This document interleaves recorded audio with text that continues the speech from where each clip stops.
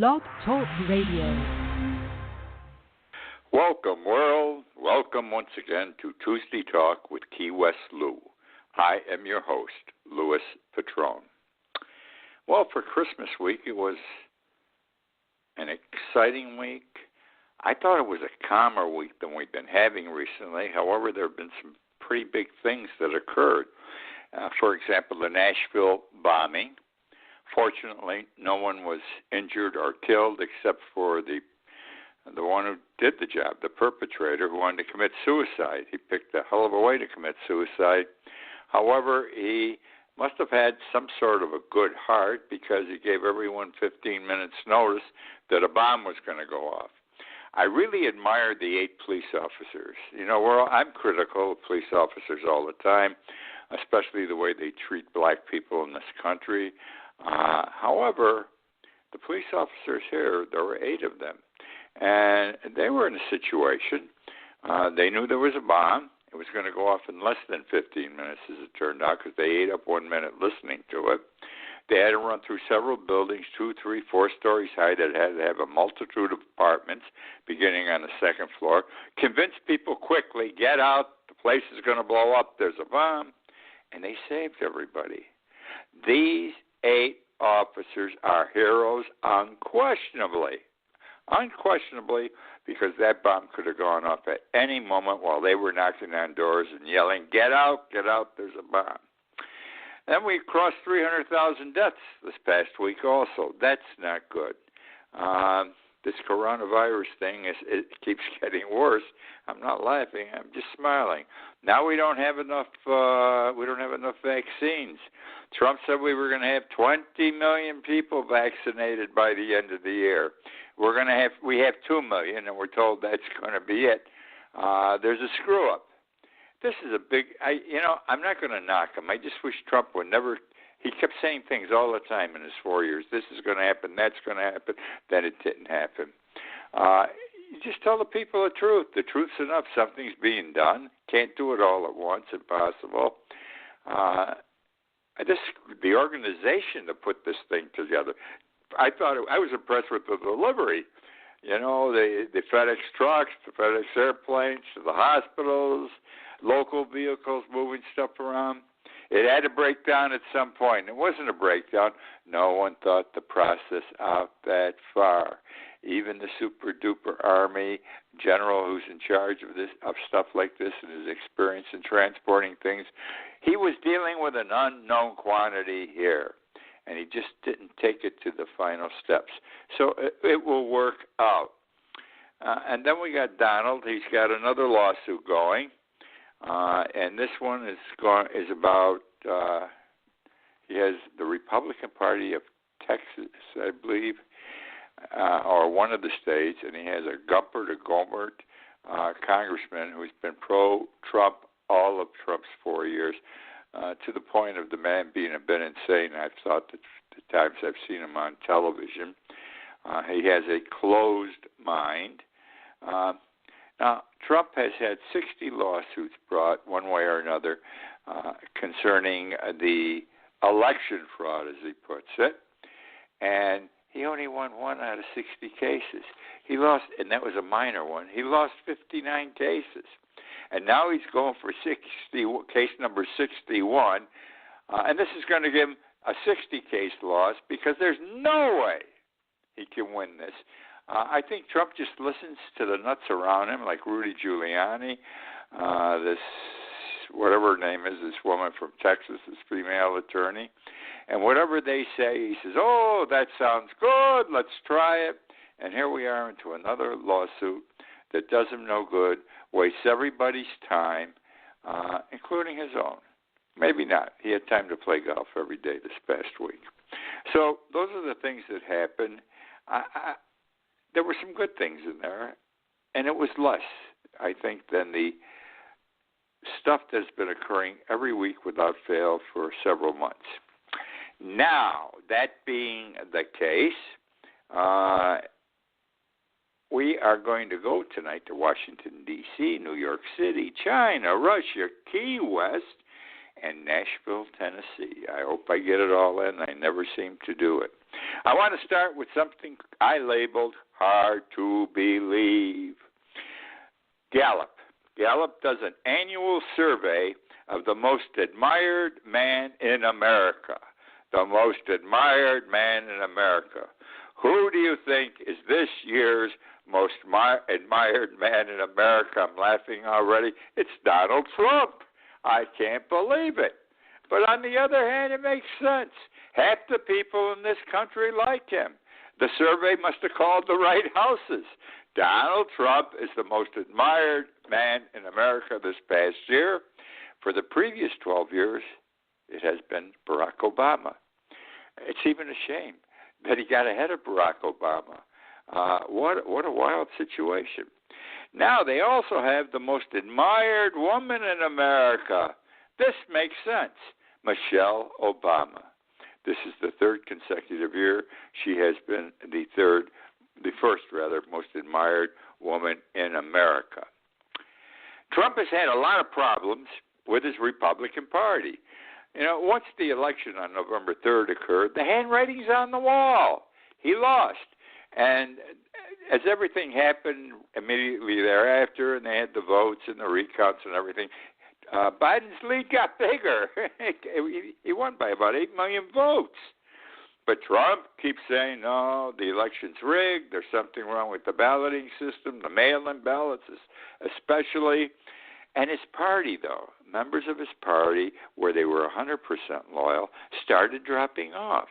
So many have left the fold in the past week or two because Trump's time's over, and there's there's a new guy in the White House, and that's Joe Biden come January 20th. Trump is a vicious, vindictive man, and the proof of the pudding is what he had to say about those Republicans who were deserting him on the election fraud issue. And he said, and I quote, "I will never forget." I repeat, I will never forget. And he won't forget. Now the question becomes, once January 20th comes and goes, my friends, his power diminishes considerably. His ability to affect people will diminish because he's no longer president. Once you're out, you're out. He's still going to have influence, but nowhere near what he has now. And I don't think his Republican friends who didn't stand by him in the end, and God bless them, they shouldn't stand by him. His whole position has been a fraud. Won't get penalized. What can he do? Everybody says, he's going to run again in 2024. He has nothing to worry about after January 20th except two things: paying off all the money he owes, hundreds of millions of dollars, and two, staying out of jail. Because ain't no question in my mind he's going to get indicted along the way. Where he couldn't while he was president, he can now. The Southern District of New York is going to grab him, or the Manhattan DA's office, for income tax evasion and fraudulent documents being presented to the banks for loans. He's going to be fighting to stay out of jail, this man. This could be our first president that goes to jail. I would not be surprised. Now, Melania, very attractive first lady we have. No question about it. She just turned, I think, 50 or 51. She's outstanding in her appearance. And her clothes. I thought Jackie Kennedy was the best dressed woman. Michelle Obama looked good too, but Jackie Kennedy was really out there. However, I've got to say this. Melania Trump is the best dressed first woman I have ever seen. You never see her wearing the same thing twice. And she has magnificent outfits. She's got a great body, but everything fits. She's thin and drapes well. So the issue came up this past week. Trump was complaining. He says, do you know that my wife was a model before we got married? And she still looks good. And do you know? And he was upset about this. She has not been asked to appear on the cover of any fashion magazine this year. She has never in the 4 years has she been asked to appear on the cover of a fashion magazine. Well, what Trump does not take into account is people don't like him. And maybe the fashion industry doesn't like him, or the magazine, but people don't like him, and they work with the fashion industry. And so they don't ask her. They don't care about Trump. Screw him, screw her. Excuse the way I put it, but that's the way they think. And maybe she's alienated some people. I know of nothing bad about her, but we know about a lot of bad things about her husband. So anyhow, Trump was upset, made it known. He reminded me of Harry Truman. Harry Truman's daughter, Margaret, wanted to be a singer. And apparently she studied, she trained, and she had a great opening, and she flopped. You never heard of her as a singer. She was a great mother, a great daughter, but she never made it as a singer. And a reporter for the New York Times, a critic, wrote her up on the big show that she flunked it. She didn't do well, how bad she was. And Truman was so upset. He was playing the piano at the time, and he said, if I ever see that guy, I'm going to punch him in the nose. Well, that was an honest reaction from Harry Truman. And it was strong, what you would expect it from the man. Trump went on to say that his wife, was the greatest model of all time. Everything he does is the greatest of all time. Isn't this amazing that the man has gone through his senior years and even prior to his senior years where he can honestly say to himself, he can't convince everyone, that everything he has done has been the greatest thing ever done or the greatest thing in his life, or her life in this case. Now, this is an interesting story I am going to share with you. I label it the king of Medicare fraud, the king of Medicare fraud. The man's name is Philip Esformes, E-S-F-O-R-M-E-S, E-S-F-O-R-M-E-S. He looted.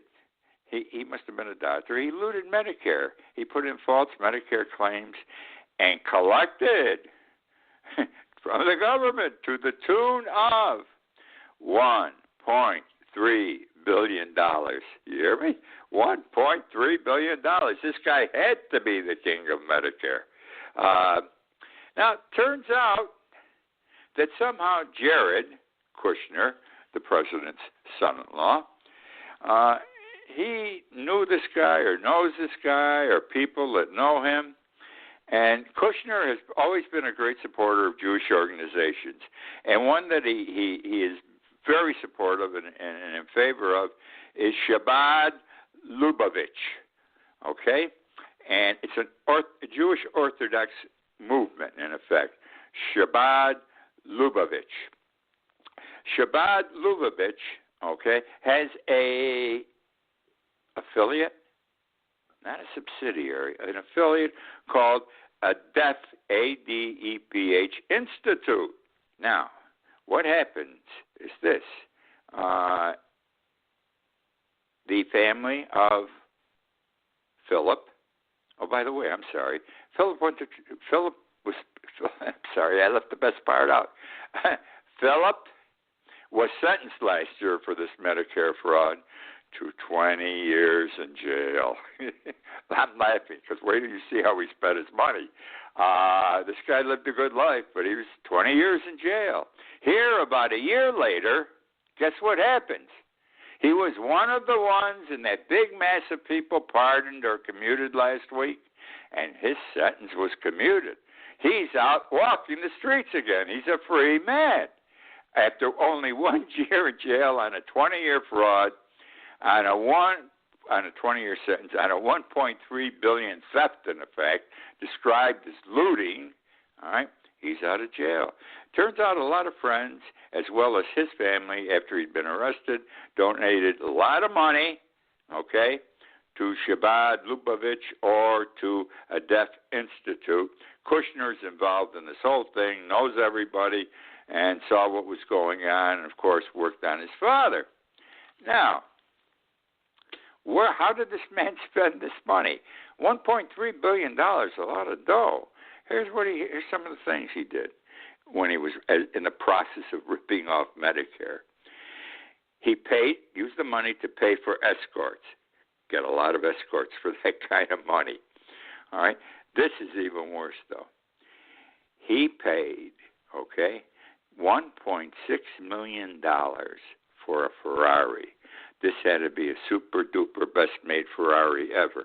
$1.6 million for a Ferrari, He spent $360,000. Listen to me, $360,000 for a Swiss watch. I thought $30, $35 for a Rolex was too much. $360 million for a Swiss watch. And he also spent a considerable amount of money in a bribe to get his son into the University of Pennsylvania. Well, his sentence is commuted. He's a free man today because he knew the right people, and the right people put a lot of dough into these two Jewish organizations supported by Jared, and so the man is free today. He had his sentence commuted. Now we're going to go to another rip-off of the government. Philip was ripping off Medicare. Now I'm going to come. You remember PPP and the first stimulus bill early last year? It was called the CARES Act, and PPP stood for Paycheck Protective Program. Paycheck Protective Program. When they were drafting this bill and Congress was arguing back and forth what should be in it, it seemed like the Democrats and the Republicans both recognized that Main Street merchants, the little people, were being hurt by coronavirus and the lack of business. Were being hurt badly. So they put in this Paycheck Protective Program whereby these businesses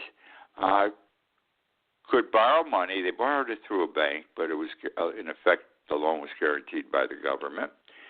And if they kept their employees working, did not lay them off because things were tough, for a certain period of time, and it wasn't long, it was either 7 weeks or 7 months, they didn't have to pay the loan back. The people borrowing the money, the little businessman, he and his wife, mom and pop grocery store, did not have to pay the money back. It was forgiven. Now, if they screwed up and didn't lay people off, well, now they did a bad thing. And, of course, a punishment was built into the law, and the punishment was that the money had to be repaid at 1% interest. Now, depending on how much you borrow, 1% interest is nothing. And a lot of major companies ripped off this program, Paycheck Protective Program, which was not intended for them. What happened was the little guy would go to the bank. He generally didn't have a banker. He didn't have an accountant, but he didn't cheat on his taxes, and he got along. It was a hand-to-mouth business, but it supported him and his wife for 20 years and their family. And the banks didn't know these people, and they didn't want to be involved. They didn't have tax lawyers. They didn't have accountants. They didn't have statements, annual statements, financial statements. And so they overlooked these small guys, and they did business with the bigger guys, people they knew and had the necessary paperwork so they could process the loans. And the law never said the loans had to be processed the way they had been in the past, big loans and so forth. So a lot of major corporations borrowed money that shouldn't have, and here's the story about Omni Hotels and Resorts International. You know them. We've all heard of Omni. They received millions of dollars. In fact, I'll tell you, they received $76 million. You heard me. Omni Hotels, money meant for the little guy, received $76 million through the Paycheck Protective Program. And then guess what they did? They laid tons of people off. They had employees, but they laid a lot off that they could have used that money for. They were supposed to use that money for to pay these people so they could get along. They put them out in the street where they couldn't get a job now, most of them. And some of them are the ones who are complaining they don't have enough money now, they need more than $600, they can't put groceries on the table, et cetera, food on the table. They took $76 million. I don't know what they used it for. I'm sure that the hierarchies got a lot of bonus money out of this, or they bought a lot of property, which really didn't cost them any money now. And in any event, they got caught, and they got caught because the union, one of the bigger unions for Omni Hotels, found out, and they raised hell, and they turned them in. So now Omni has promised they'll accept their punishment. They have promised to pay back the $76 million plus 1% interest as a penalty. Isn't that terrific? What a great loan that is. I never made a $76 million loan, on the other hand. What a deal, and that's how the money went. Because nobody was watching the store. No one was watching the money as it went out. They gave it out, and both parties are at fault for this. They gave the money out, but they didn't set up a system whereby they could oversee it. Now I want to talk about people telling the truth. We know this. I can even say this respectfully. Donald Trump's a liar. What did he lie? Over 2,000 times he lied? I mean, they started keeping track. They had fact finders. He lied. His word was no good. The man lied. And he lied about a lot of things having to do with coronavirus, too. We wouldn't have 300,000 people dead if he had done the job properly at the beginning. We'd have a lot of people dead, but nowhere near 300,000 people in less than a year. Okay, now who are the other people that are lying? And they're lying about coronavirus, too. China is one. Yes, China, the nation, the country of China. The China CDC put out a study this past week that said Wuhan is the city where this all started, the coronavirus. It came out of some of their labs there, it is indicated. Wuhan's infections were 10 times higher than reported. Their infections were 10 times higher than reported. And that's President Xi. Now comes Russia. Must be Xi and Putin went to the same church or the same synagogue. They said the same prayers, and they were giving whoever was listening to them said, "You're forgiven. Go in peace." Because Putin, Russia, they admitted, they said that their coronavirus death numbers were actually 3 times higher than reported. 3 times higher than reported.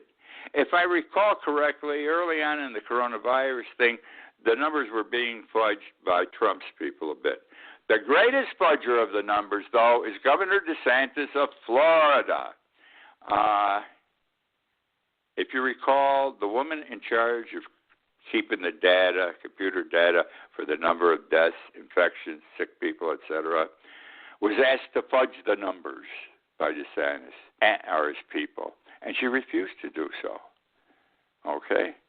So I think she quit. She wasn't even fired. She quit because she was getting pushed around a lot. If you recall, was it 2 weeks ago, the Florida State Police, they broke into her house. They had a search warrant. But several went in, guns drawn, broke down the door. Her husband and child were upstairs. They're holding guns. Everyone was intimidated and threatened, and they arrested her on some bullshit charge that isn't even going to hold up, and she's going to have a big-time lawsuit against the state of Florida. But that's typical of DeSantis. He did fudge the numbers. We knew it all the time. In fact, Trump has said many times that Governor DeSantis of Florida is the best governor in the United States. This past week, some organization said, reputable organization, the worst governor in the United States. And I agree with that report because I've been saying it for the last couple of years. I kept saying that DeSantis is Trump's lapdog. He sucks his ass, if you'll excuse me, and does whatever Trump wants. Okay, now that brings us to, where are we, my friends? The Senate. Isn't this wonderful? Today, they had the opportunity to have a vote on to raising the $600 to $2,000 in the stimulus package. the one-time shot, and the Senate, Mitch McConnell, the Senate leader, the majority leader, was able to prevent the vote. These are good people. I mean, what the hell difference does it make? 600 or 2,000. We're so much in debt over this coronavirus. Let the people eat a little bit. They're suffering. I don't see congressmen suffering. Trump's down in Mar-a-Lago, and he's not doing it on his money. He's doing it on everybody else's money. He plays golf every day. Wonderful. Doesn't think about the people who can't feed their children, can't pay their bills, could be evicted if the eviction law was done away with, and so forth. Okay, now where are we going? Christmas. Let's talk about this. Food on the table. It was, a study came out that there were 54 million people without sufficient food Christmas Day. It wasn't a Christmas meal, without sufficient food. And of that 54 million, 18 million were children. 18 million were children. Now, that isn't healthy. Yesterday I read something somewhere that somebody said, we're only eating 2 meals a day, my wife and I, so our children can eat 3 meals. That's the right thing to do, but it shouldn't be that way. We're the greatest country in the world. We have everything. We don't have enough. And I want to read you a quote that really shocked me. It was by a woman named Lisa Davis. She's a senior vice president of an organization known as No Kid Hungry. No Kid Hungry, ominous. And this is word for word what she reported. When kids miss meals, it affects their physical health, how they perform in school or don't perform, their graduation rates, and even their lifetime earnings. So the cost of doing nothing is very high. And she's worried because we don't have good food programs coming out of the government anymore. I worry a lot we are looking at a lost generation of American kids. And it's that last sentence that really bothers me. I worry a lot we are looking at a lost generation of American kids. Can you imagine a statement like that? An interesting thing, too.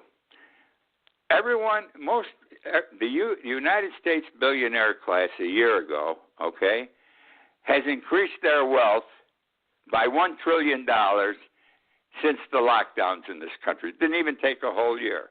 The billionaire class in this country last year has increased their wealth by $1 trillion since the lockdowns. Isn't that amazing?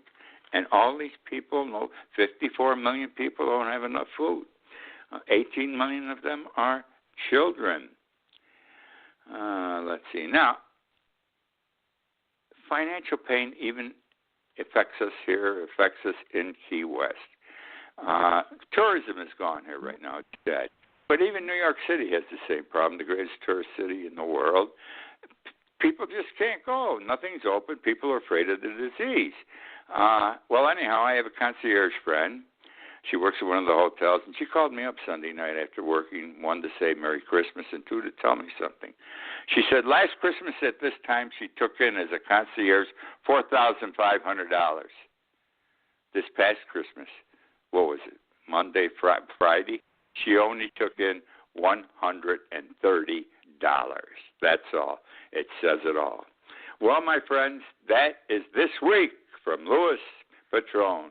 And I want to wish you a Happy New Year. May you enjoy it.